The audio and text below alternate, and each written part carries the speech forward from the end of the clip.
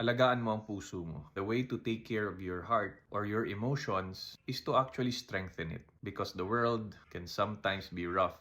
Lalo na sa workplace, di ba kailangan matibay yung loob mo. And even if sometimes people say bad things against you or talk behind your back, hindi pwedeng madali kang maapektuhan. Otherwise, madidistract ka lang. Mas lalong magiging magulo. Kaya if you wanna take care of your heart, of your emotions, you have to build emotional strength talaga. And what does this mean? Magiging manhid ka na lang ba? I don't think so. Emotional strength means that you have confidence in yourself, that you have the truth on your side.